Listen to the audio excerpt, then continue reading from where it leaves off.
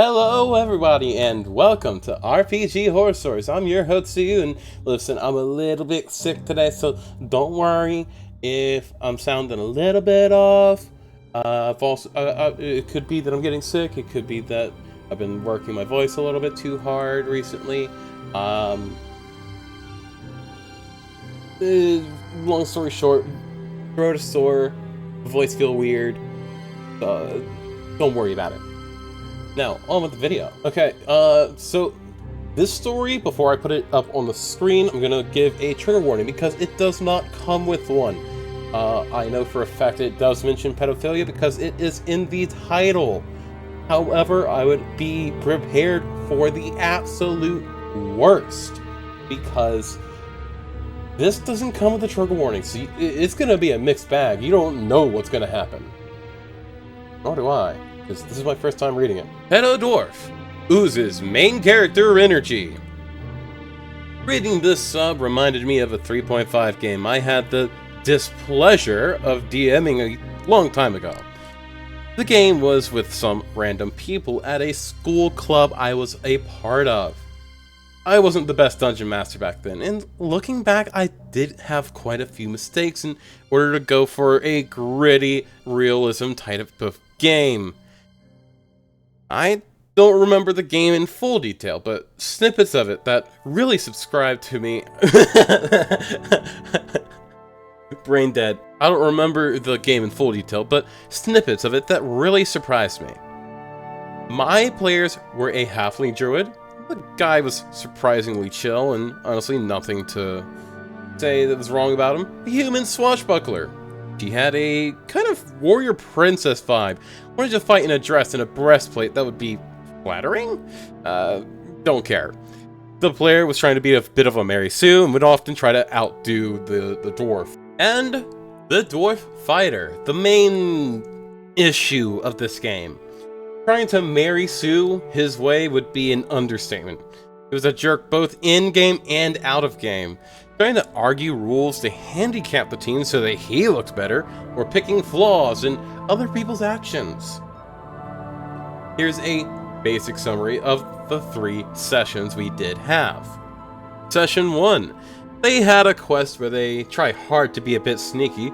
Basically, don't go and try to fight the bad guy straight up.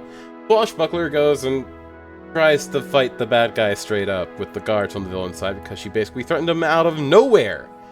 Dwarf laughed and said something like, "She's a moron, you gods shouldn't be little bitches that done kill her right there and then." Oh, it would help him. After the situation had been diffused, they had to wait for a doctor traveling to the village they were in. The NPC had been ambushed by kobolds and they chopped some of his fingers off. I described that a man, sobbing and heaving, enters the town with bloody hands, screaming, "Help! My fingers! My hands!" The druid goes like, "I'll help him by..." And then the dwarf interrupts him by saying something along the lines of, "My character furls his brows, visibly intrigued by the scene. He gets a little out, his beard rustling under his homemade chain shat. He turns his head slowly, the wooden bench cracking under his ass." And it went on for another 10 fucking minutes, describing that he turned his head and walked to the man in great detail. Once he stopped talking, I asked the druid to continue only for the dwarf to interject to say that he was in the middle of an action. I told him he interrupted the druid, and all his slow-mo description took so much fucking time that the man would have bled to death. He said he was the only one who could do anything since he was a fighter and knew how to bandage from military service. Too long, didn't read, this guy is a Session 2! The group heads up to fight the kobolds.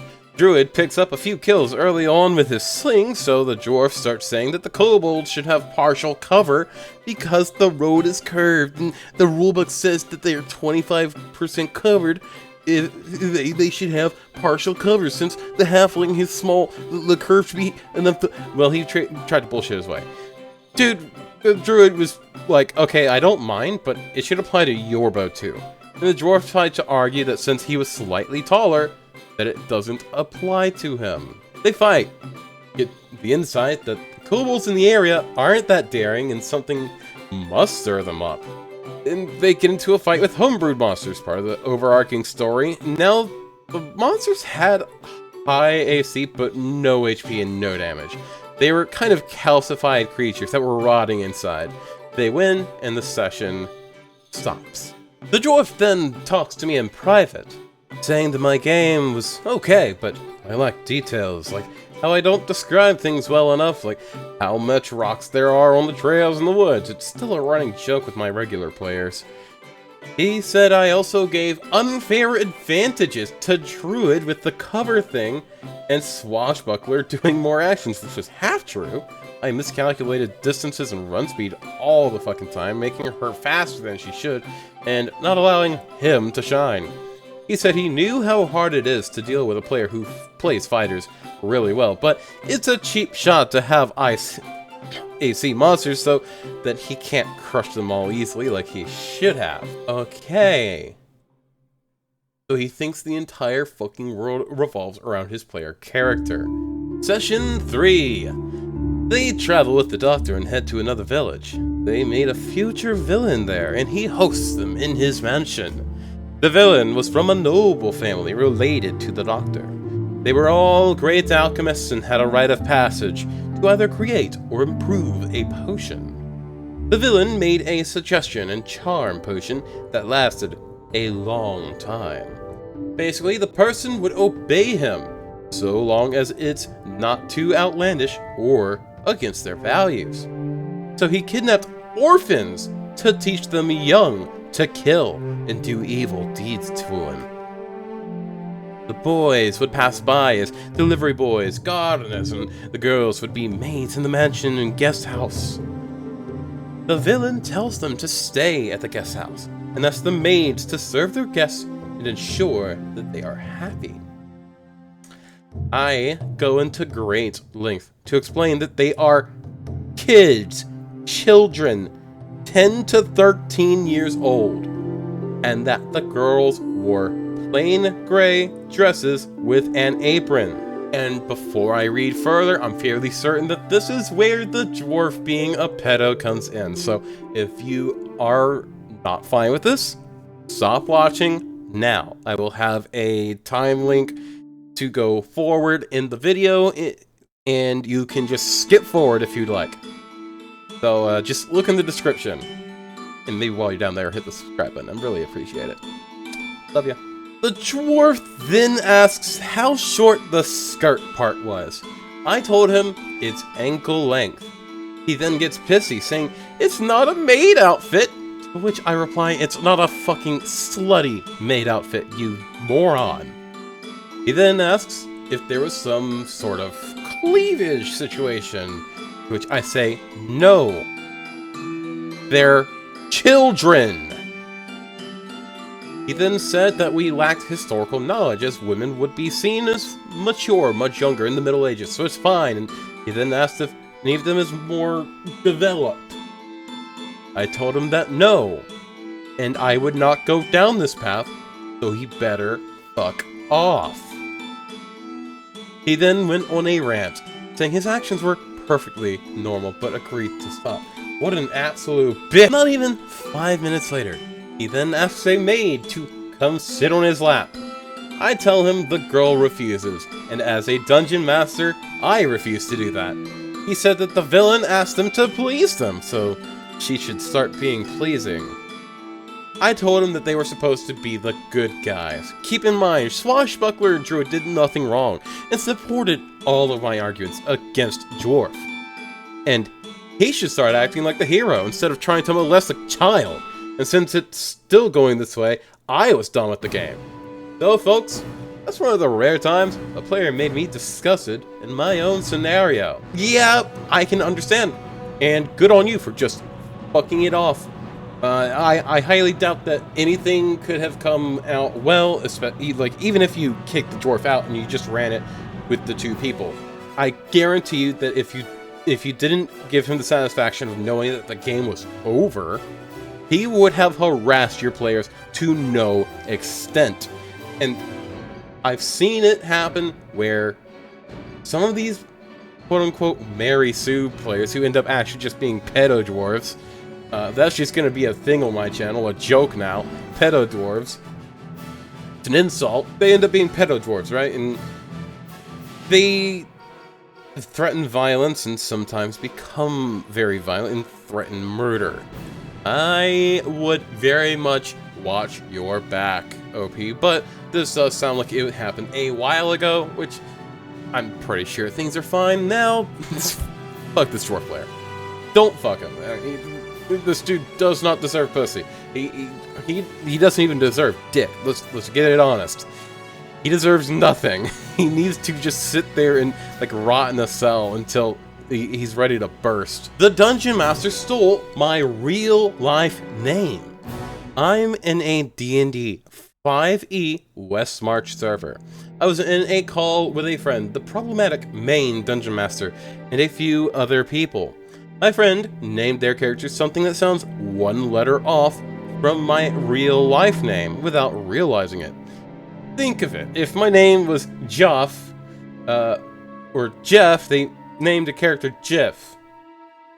This made me uncomfortable, so I told my friend, and they completely changed the enunciation. So probably something like Joof. I appreciated this, and was much more comfortable afterward. At this point, the problematic head DM asked me what my real life name was that was so close. I answered and they said, "Oh, that's a beautiful name!" And a couple of days later, one of the main NPCs starts talking to a character about their character's family. And their parent is my name. She stole my name after me stating in a call that a character sharing my name makes me uncomfortable. What makes this even worse is that the head Dungeon Master has everyone fill out an RPG consent checkbox. She followed it until it came to something that inconvenienced her. Dick move. And in the future, I would advise against giving away your real life name in online servers. I don't really do that. I try to separate my online presence from my real life presence as much as possible. I'm a completely different person on the internet, and I honestly feel like I'm more myself on the internet. It's a whole cat of bags thing. However, I do think there is one thing here that everyone can think about, although she did kind of bring up an issue with it, but RPG consent checkbox. When you run a session 0, you should be doing something of this sort. You need to be checking out, like, hey, yo, are you fine with this, and that? Are you scared of mushrooms? Oh, you might not want to be in this campaign, though, because it's Karuna tongue, which is Dwarven for mushroom shock. Or are you scared of octopi? Okay, so no chthonic deities for you. That sort of thing. You've got to make sure that you are making sure that people are fine with what you're putting into your world, fine with what you're writing. And you know, people can be like, "Oh yeah, no, this stuff really creeps me out, but I think that if you can use it well, it'll be awesome, and I'll be scared as fuck." That's literally consent to use it, but only consent to use it in a horrifying manner that isn't, you know, real life. So no shock humor like throwing octopi at people. Stop with the octopi. Much love. Stay sexy, and I hope to see you guys later. And hey, listen, we're really close to the subscriber milestone. So, we're only missing about 25 YouTube subs before I read the Old Man Henderson story in all of its 4chan glory, the very thing that started the Henderson scale. So if you're interested in reading that, or seeing it with me, go ahead.